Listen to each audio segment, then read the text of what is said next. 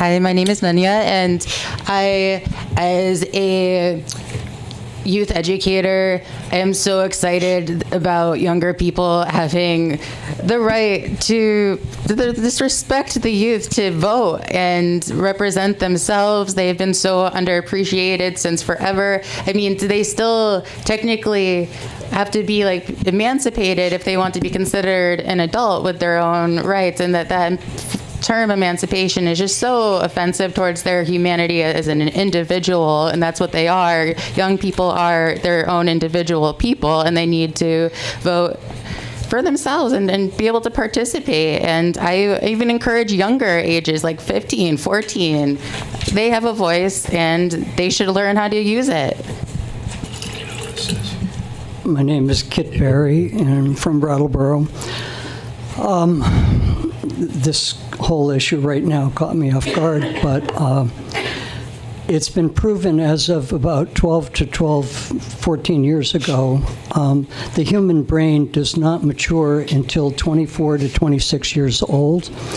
Our culture since the late 60s has been clearly moving in a direction of over-empowerment. And the idea of putting adult decision-making into the hands of children seems to me out of balance. Just a thought. I'm Rio Dimes. I'm the coordinator of the Youth Vote.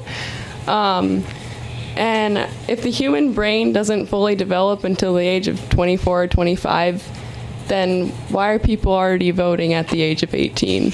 I mean, it's most 16-year-olds that I know are just as intelligent as 18-year-olds that I know. Hi, I'm Gershon Moore, Brattleboro. Kind of new to this, so I'm a little nervous. It's okay. Yeah, I think it's an important thing to hear what our kids have to say. I'm a parent here. I've watched a lot of the young people grow up. I watched Rio grow up, and like to hear the fact that like there's young people that actually want to speak up about things that are actually going on that are important to our town. It's a good thing. Like we're always scaring them away from things, but I do know due to the dads group that's out here. Like there was a video that said teach your babies 10 dangerous things, and if you notice in other countries, there's children building fire to help with the food, gutting the fish so that they can cook, learning how to hunt with spears.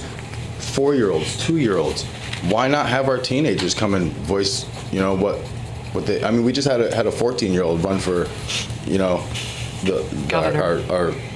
our state. So, why not? Like, let them give them a shot. I was an emancipated minor, and I would have loved to had that vote.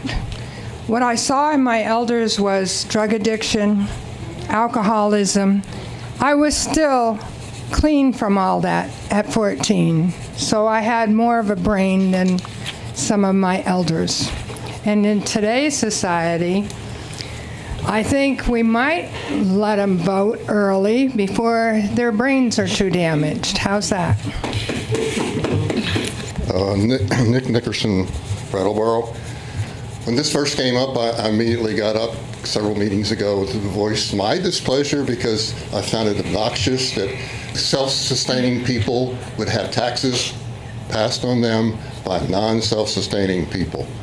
That does not compute. They don't have the perspective. Talking about perspective, it is true, like the gentleman said, that your judgment does not develop fully in the brain until you're 24, 26. It's a fact. Thank you. My name is James Shanti Strelther. I'm involved with the Youth Vote. I'm an assistant coordinator. I want to say letting teenagers vote at the age of 16 will increase voter turnout. There have been a few studies that have shown that and have even showed it to potentially increase the likelihood of teenagers' parents voting, because when you start at a younger age, you're in a more stable place. Where at 18, you're moving out, you're going to college, so you're in a less stable environment than when you're in 16 in high school. You've grown up in your town, lots of 16-year-olds for their whole entire lives, or at least a good amount of years by then. I also just want to say 16 and 17-year-olds do pay taxes. Around like 80% of teenagers have already been paying taxes by the time they graduate high school. So they already are contributing to the town a lot, and teenagers contribute billions of dollars to the economy each year. So, yeah. I know, Shanta, you wanted to say something. The only thing I was going to say is I'd given some thought, and I very much appreciate what you guys are working on and trying to push forward.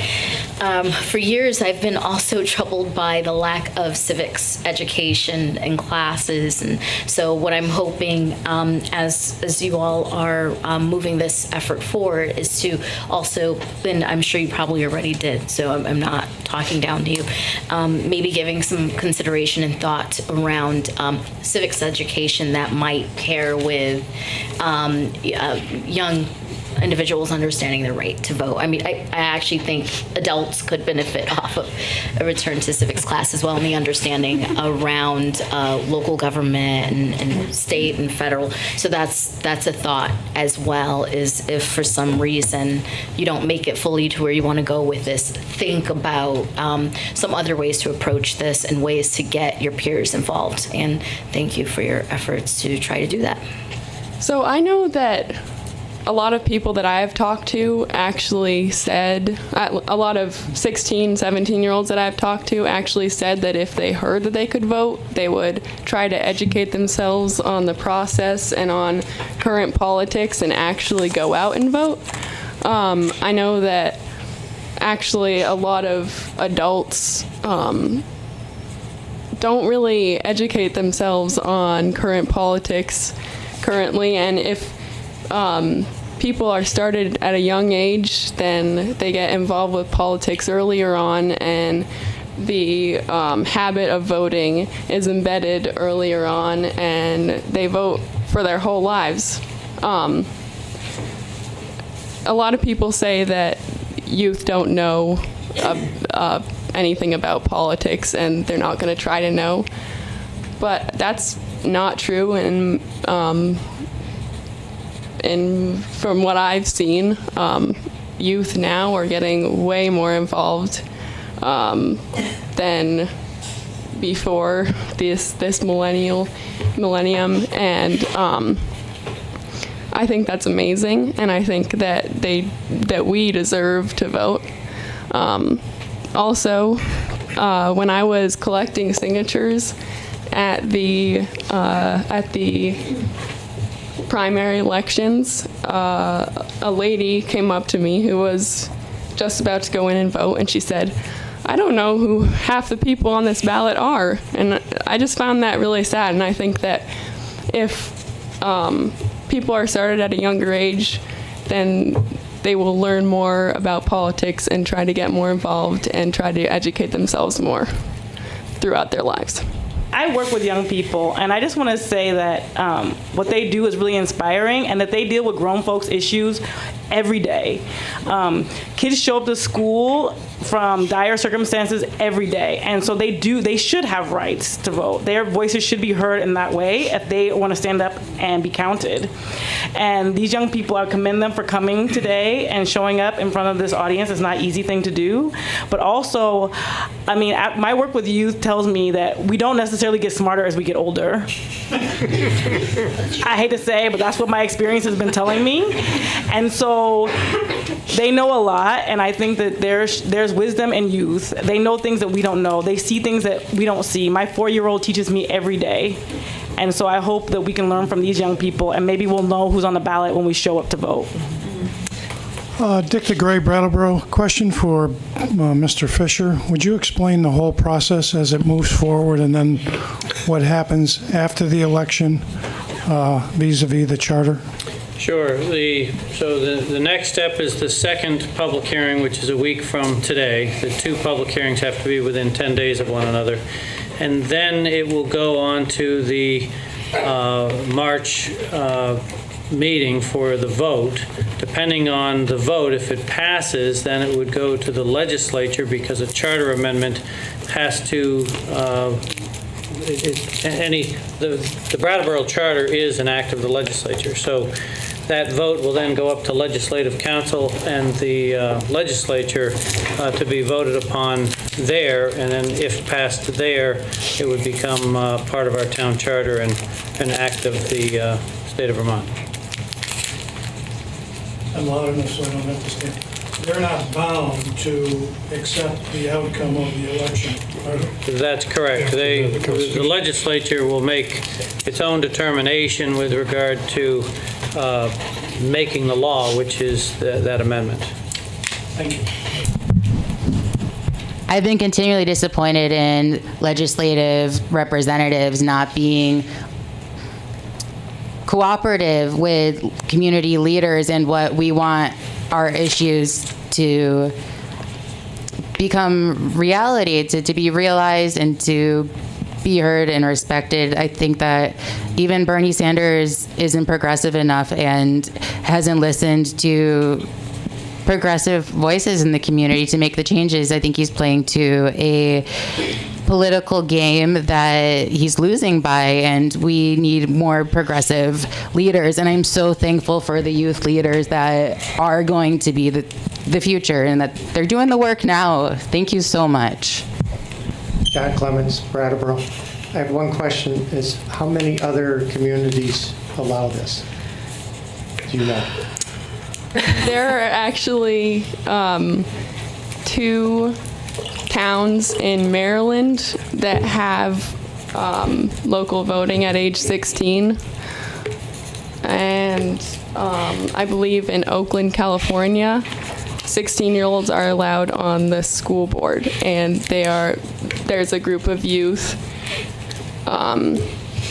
in Oakland that is working on getting youth to vote at 16. And also, if you go to vote16usa.org, there's a list of all the towns that are working on enfranchising 16-year-olds. I also just want to add to that and say a lot of global communities have passed this. You can vote at 16 in Austria and I believe Brazil and Cuba, Nicaragua. So a lot of countries worldwide already allow this. Thank you. My name is Scott Cooper, and I'm a new Brattleboro resident. And I've really appreciated hearing all the voices, articulating all the different perspectives. It seems that society does have a sort of graduated understanding of what constitutes an adult. Of course, we can work at the age of 16. We can pay taxes, therefore, at the age of 16. If we are a child, in many states, we can decide whether or not we want to continue with secondary education or not. We can even decide whether to emancipate ourselves from our parents or choose a parent as a custodian. There's, of course, the age of 18, which is voting. If we continue to go up, in many states, you cannot drink alcohol until you are 21. And that's because there's an understanding that youth aren't fully enough developed to be able to decide whether to drink and how much. And we can continue to sort of go up the scale. You can't rent a car in many places until you're 24. So it seems that society is very conflicted about what constitutes an adult and what does not. Only hearing the various voices tonight, I find that the most persuasive argument is no taxation without representation, which is one of the guiding principles of our republic. So just from hearing this, I would argue if you do pay taxes, you should have a voice in how your money is spent.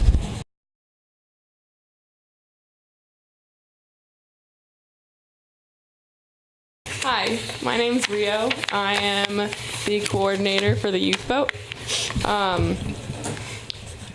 So I believe that the youth vote is really important because especially now, youth are getting so involved in politics and are letting their voices or our voices be heard all around the world in different with different political views, and I think that our voices are valid, and they should have an actual effect on public processes and government, and we should have voices in government. That's why the representative town meeting and the school board is included on the amendment. And I believe that we should have a voice in the changes that are made to our hometown, or just the town that we live in, which is why we have local vote. We would have local voting if this passes. Thanks. My name is Mac Ander, and truth and disclosure, Shanta and I are married, but I haven't talked to her about this. No, we talk about some stuff, but not this. And it's not an issue that I was really energized by until I saw some of the young folks speak at the last select board hearing, and I realized that it's an important issue to support. So I'm speaking just as a public person. I'm not a journalist or a teacher today. And I made a few notes. I've lived in Brattleboro. My family goes back to 1935 in this area, and I've lived here 31 years full time.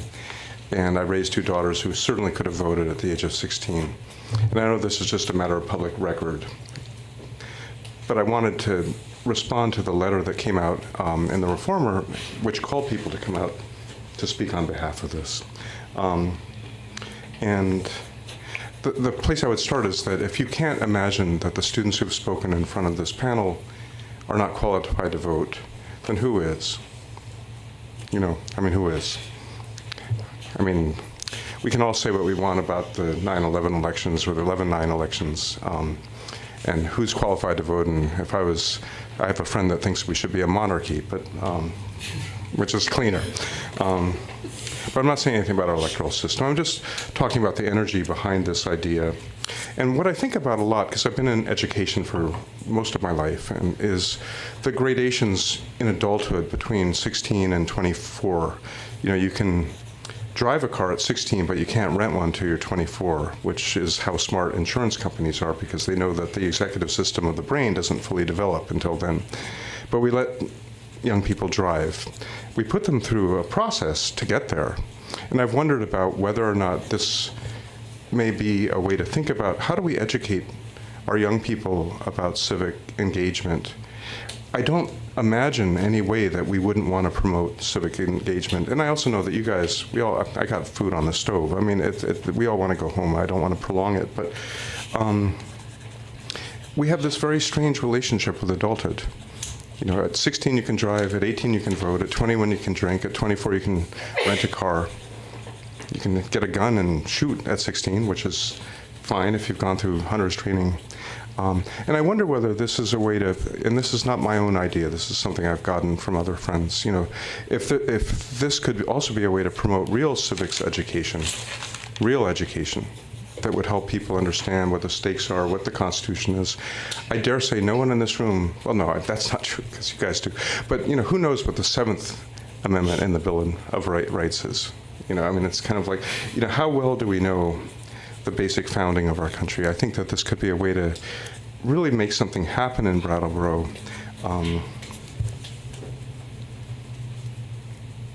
One thing that interests me is that if only people under the age of 30 had voted on 11/9, the entire electoral map, according to polling, was entirely blue, except for one little red strip in rural Idaho. Anyway, I support you guys. If I'm not on any ballot, but if it helps to go to the town meeting as a write-in or whatever, I'm going to do it, and I don't usually do that kind of stuff, but I'm very proud of you. You guys are doing really good work. I'm done. My name is Alexander Mima, and I am from Brattleboro. And this is the first time I've been at the select board meeting, hopefully not the last time. I don't get to come up here too often, but me and my good friend here, Waylon, are with a group called the Brattleboro Conservative League. We are just starting off in the school. We were the two pick. We were going to bring some other people here, but ended up didn't make sense. So I just came out of confirmation at my church. But reading the arguments on Facebook, mostly the Reformer, and I've met this man right here. Don't hear your name, sadly, don't know it, but We've had some good conversations in front of the Latchis. It seems that doing this whole bringing down the age to vote is like a very irresponsible idea to even bring up. And, I'm not going to judge people for trying to do it, because, of course, you can come and speak all you want. But, constitutionally, for one, we have a tradition in Vermont and the United States, most Western countries, to consider 18, 20, 21, whatever age it is. But there's a narrative I'm seeing more and more. Why is it progressives or Democrats, not really Democrats, more liberal progressives that are going to bring down this voting age? It seems to be that because they believe millennials, youth my age, will vote to, go with candidates they like. I hate to bring up Hitler quotes, but, gaining the youth, you gain the future. And it seems very scary to try to get kids that are very easily manipulable. I have friends that will do something if someone will show them a picture, someone will give them marijuana. So trusting kids that are 16 just tends to be very irresponsible. No one's brought up this argument, but in Scotland, in the town votes and cities, you can vote at 16. Very hard, very valid, right? But, yet again, Brattleboro is not Scotland. Brattleboro is much smaller. And it just seems, it just overall seems irresponsible. And, people bring up the, whole concept that, okay, 18 is a made-up number. But it's a made-up number that we've decided as a society to incorporate voting with. People tend to get a lot of in-depth arguments to go for this. But hopefully the question brings up, why is one side arguing for bringing the vote down to 18 and why another side honestly doesn't really care because, we don't really think it's going to ever happen. But it's scary that it could happen. So that's kind of my thing. And I think you'd like to speak to it. Yes, I can make another point. Sure, just introduce yourself. Sure, I'm Waylon Adams, also a student at BUHS and a fellow member of the Brattleboro Conservative League. I would like to say, furthermore from what Alex said, is that maturity even, I think, is something that is really one of the something that this argument, either side is built on. So when is somebody mature enough to be able to vote?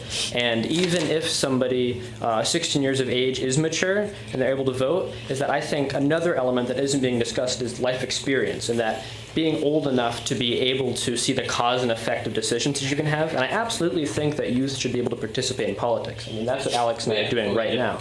But I think that democracy and participating in an election is something that should be reserved for those that have had enough experience and are able to see the cause and effect of decisions that they directly have a say in order for them to have a say in it at all.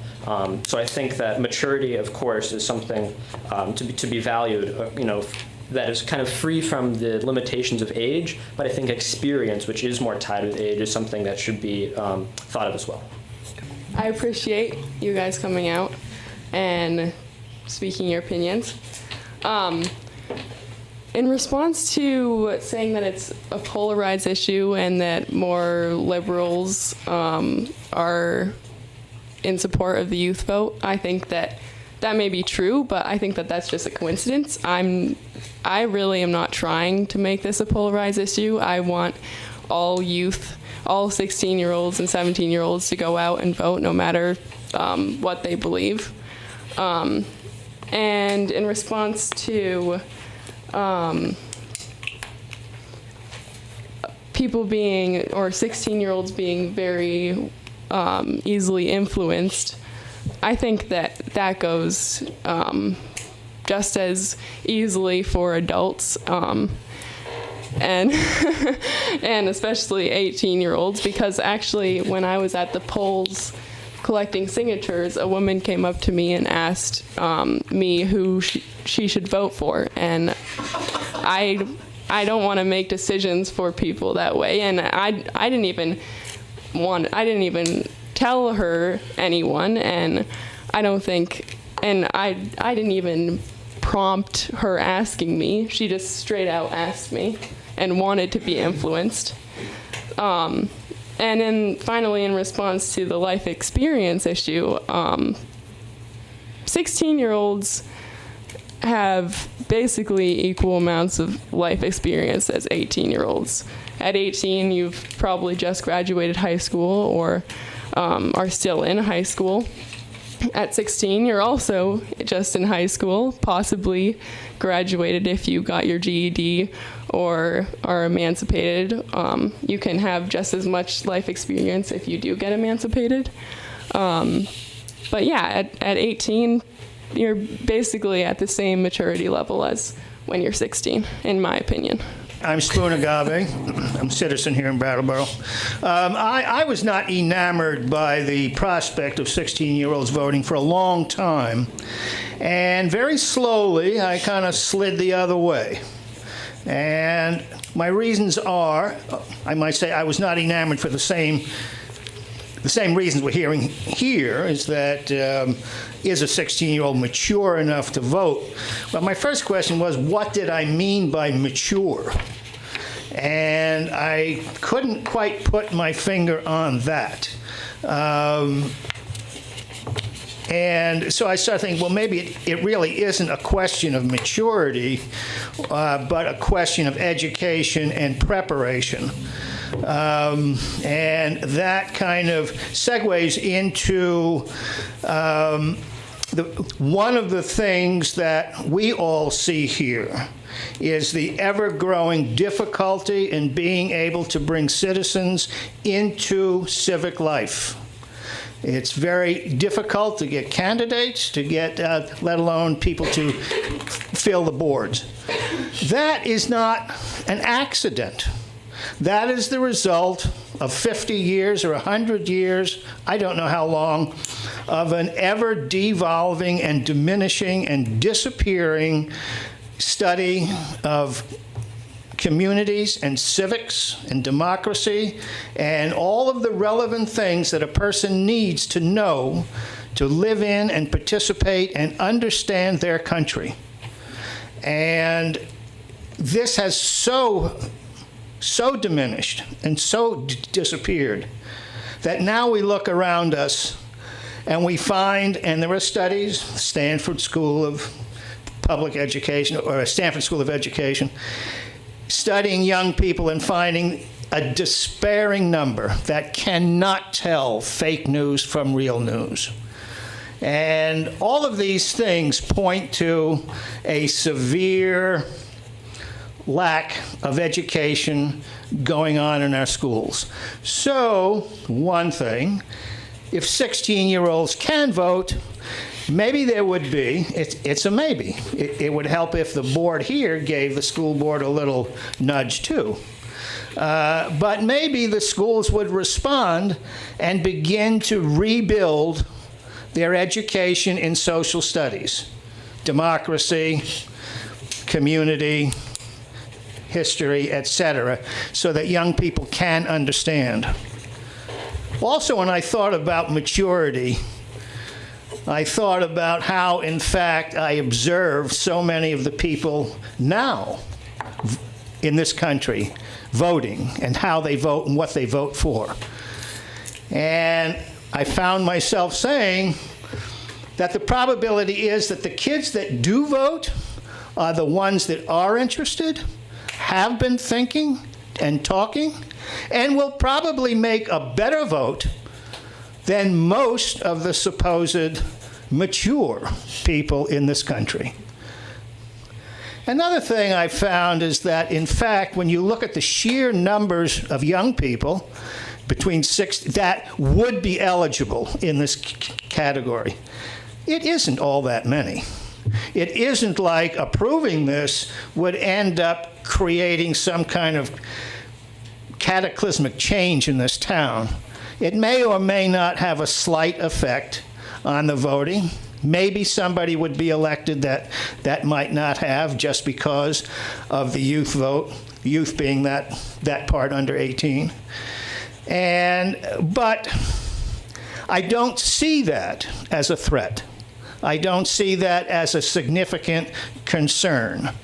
And also, of course, any ordinance that you pass, you can unpass at some time if you found, and I hardly imagine that we would, that there was something radically wrong with this idea.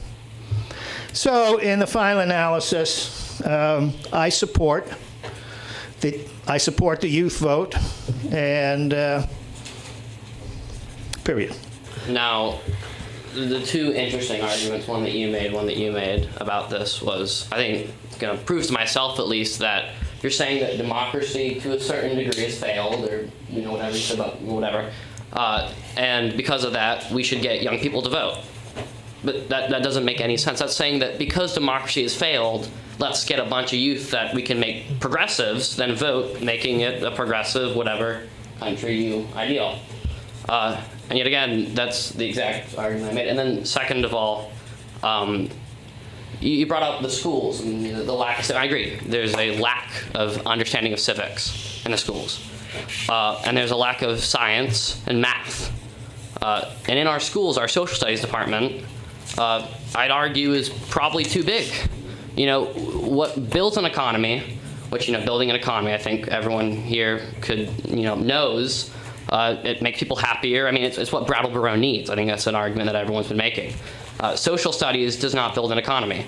More math, more science builds an economy and gets people better and living a better, happy life. And I mean, I'm not getting the why out of this, from you, or I don't know his name. There's no why. It's like saying, well, our democracy has failed, so let's bring in youth. But why bring in youth? I mean, why? I mean, there's what are the youth going to magically make everything better? Is it going to be a one-pill solution to everything? We just get youth and, poof, we got a great democracy, Trump's out of office. Because, bringing down the 16-year-old, bringing it 16-year-old vote won't get Trump out of office. There's no popular vote when it comes to that.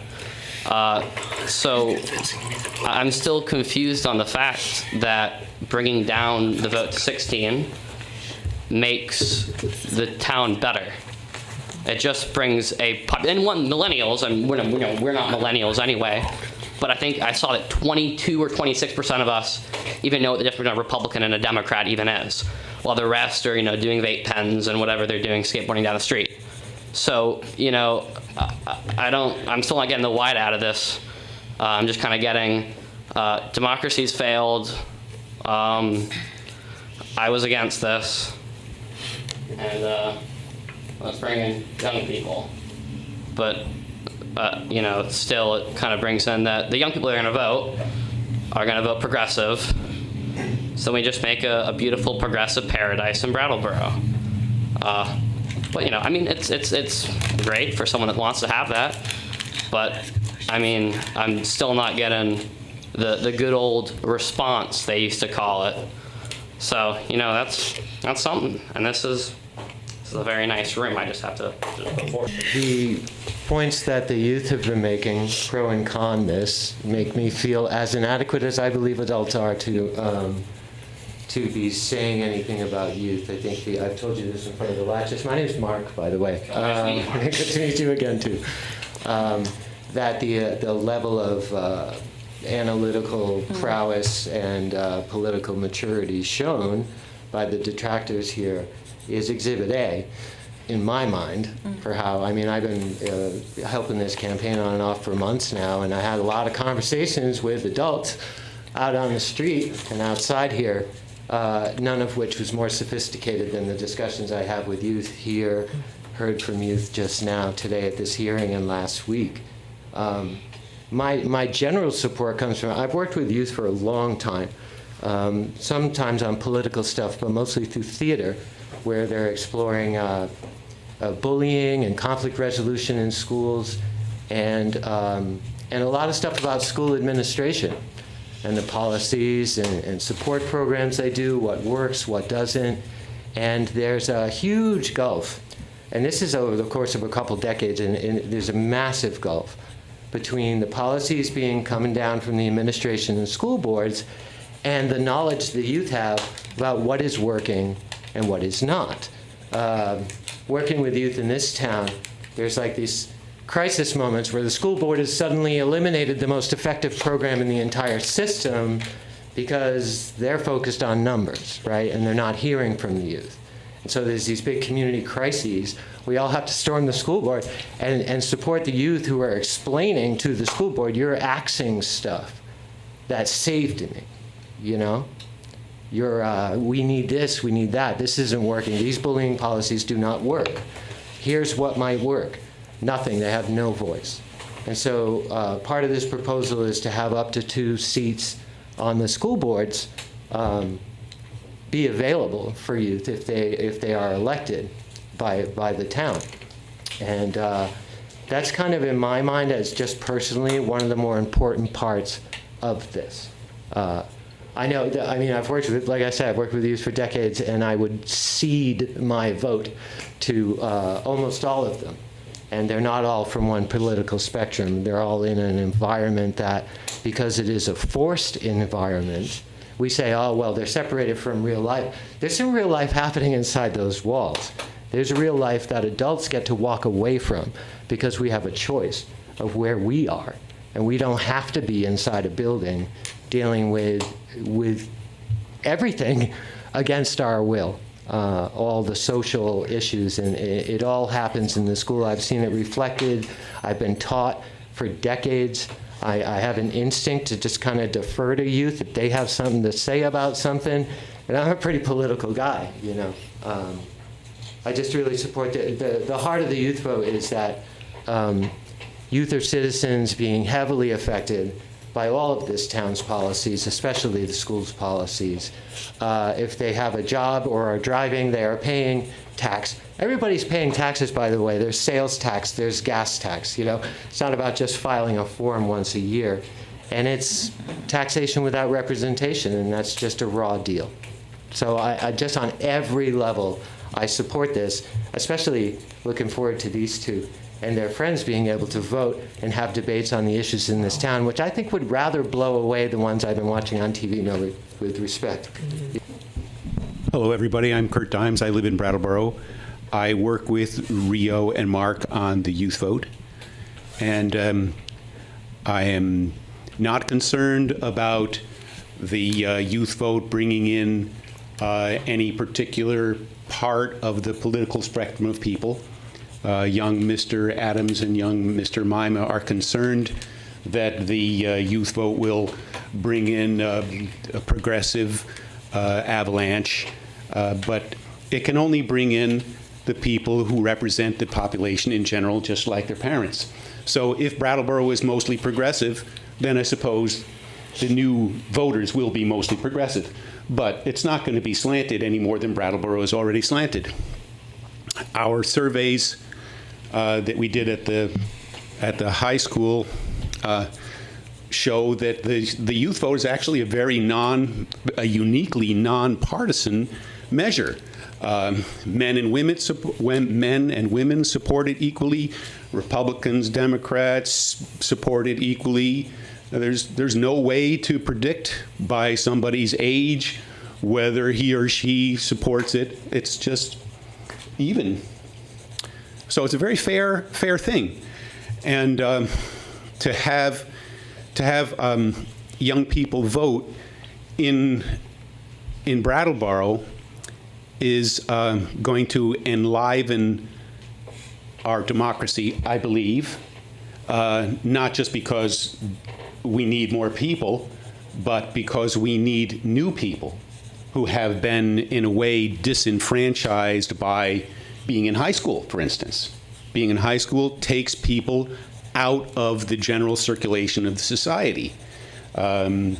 You're tucked away, being told what to do for 8 hours a day, and you're not really part of the village life. So this goes to that issue too. To put people, I think people can hear me. Is it okay? Yeah. I lost my train of thought. Sometimes I lose the track too. Anyway, it's you shouldn't be concerned. It's not going to be an avalanche, and it's only local issues which are going to be considered by youth. It's a very local focused measure, and considering that youth will be on the representative town meeting and in the school board, they will not be voting for senators in Washington or president. They're not going to be calling for wars or, other new things. They can only affect their local community. It's, in a way, very appropriate to draw the metaphor to driving, which has come up so many times. Oh, they can drive when they're 16, why shouldn't they vote? Well, it's like a learner's permit. So relax. It's going to be okay. Thank you. My name's Maya King. I'm 16. 16. I'm about to be 17. I'm a resident of Brattleboro and I go to BOHS. And I'm all for the youth vote. I think it's very, very important that youth learn the importance of voting and the importance of the effect we can have on our local issues. And it would be amazing to be able to be on the school board and work from the inside and have a voice in the school that isn't given to us. And a lot of the time people say, well, you're too young to vote. And I wasn't like that I was young and stupid at 16 and 17. But if they're saying that, I always question, why do they say that, but they never offer to teach 16 and 17-year-olds the lessons on how to vote and the lessons on how to be knowledgeable in that area. So I think that's very important, and I think that this would arise a lot of really good things for the youth and activism for youth and stir up questions and make people think more and be able to have more of a voice and be able to be in the real world and involve what society's actually like into school rather than just having high school, and hopefully it'll be in the elementary schools as well, so the elementary school students can also have a voice, and people will learn, hopefully, to respect youth's thoughts more, I think, would be good. No one took, to introduce one of my first concerns, no one took the responsibility to put a sign outside saying that there was a town meeting today, and so I did take a Post-it note. But that's insufficient. I think that someone who is paid should be doing that. They should be paid well. And I hear so many people say, think about the children or think about the youth when they want to make a point, but the youth think for themselves. And I just so validate this step forward in ending voter suppression and youth suffrage. And I think it was a really good argument that was brought up that, sure, we can drive when we're 16, and so driving is a large responsibility. Shouldn't voting be included with those responsibilities? And I think you can legally drive, not even with a permit, with a license, full responsibility at 16. But does that mean that you're prepared to drive a cross-country road trip? And sure, maybe you pay taxes, but do you have the economic experience to be able to manage finances for a whole year or make financial plans? And so I think, sure, local government, being able to vote in a local government may be a sort of way to act with a permit for voting, so to speak, metaphorical permit. But I think local government arguably has more effect on somebody's daily life than national government, where decisions take long time, huge swaths of time to be able to come to conclusions on. And I think local government isn't necessarily the place where we could have any sort of metaphorical permit. And I think, again, to reiterate, that sure, we may be entering this phase of our lives where we see this maturity and this experience, but do we have enough of it to be able to participate in a democracy in the way that is being proposed? I just want to continue the discussion on how the youth vote will help our democracy. There have been some studies about youth voting. It shows that if youth in a household vote, then their parents are more likely to vote, thus increasing the voter turnout tremendously overall. And I think that, like Spoon was saying, how the democracy is kind of failing. If youth started voting early on also, they continue voting for the rest of their lives, and it is instilled in them early on, and they continue that, and they help other people to continue voting, and it just increases voter turnout, and it increases the effectiveness of democracy, and it just helps everyone learn that they have those rights at a young age. And I know that a lot of 18 to 24-year-olds don't even vote when they first get the chance to. And I think a lot of the reason for that is that at age 18, you're in a very unstable place, and you've possibly just moved out of your house, and you're living in a new town with a bunch of new people, just first going to college, and everyone's kind of confused and starting out living on their own.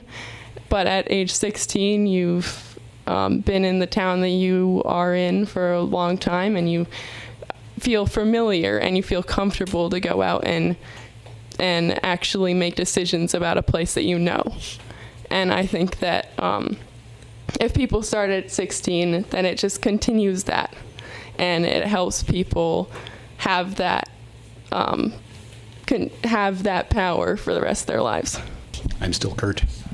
Can I have that card?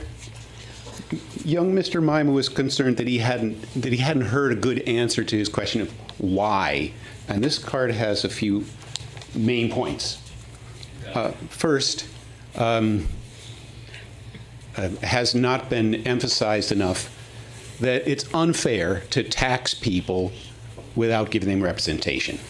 It's a promise of our revolution that there should be no taxation without representation. So, since no one is proposing to exempt teenagers from paying tax, they must be granted the right to vote. This, I think, goes to the integrity of our democracy, to not have people taxed without representation. Then it is in federal statute that young people are, according to the Federal Voting Rights Act of 1965, any person who has completed the 6th grade possesses sufficient literacy, comprehension, and intelligence to vote in any election. So this is from a federal statute which is now still the pillar of voting in our country. And it supports the idea of lowering the voting age to 10. It was not framed in order to compel the lowering the voting age, but this legislation was framed in order to ensure that blacks in the South were not disenfranchised for lack of education.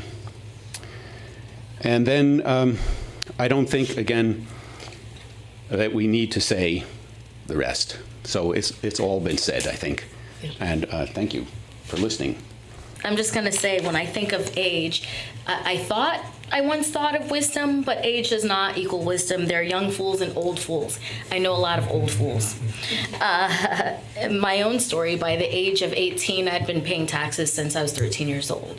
I had raised a kid that was not mine because it was my autistic brother. I had both parents in the house.